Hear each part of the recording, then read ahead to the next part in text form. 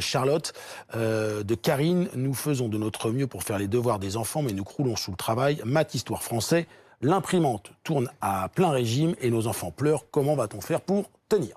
C'est une vraie question. Effectivement, Brigitte Servoni, on lit beaucoup de témoignages de parents qui sont épuisés d'abord par le contexte, leur propre journée de travail, par tous ces devoirs à faire.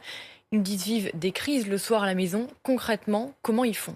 Alors moi je voudrais tout d'abord saluer l'engagement, le grand engagement de tous les enseignants qui sont sous ma responsabilité dans la circonscription 18C Montmartre, parce que dans ce contexte inédit, ils ont été amenés à travailler autrement et souvent beaucoup plus pour s'approprier de nouveaux outils. Ils ont déployé des trésors de créativité,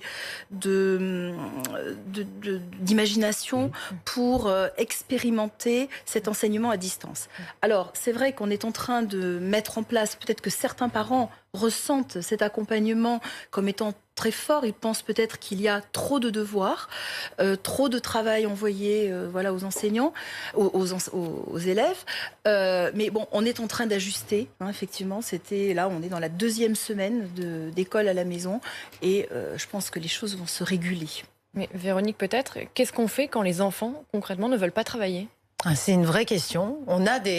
Moi, j'ai des collègues aussi qui me parlent d'enfants qui restent sous la table, refusent de travailler.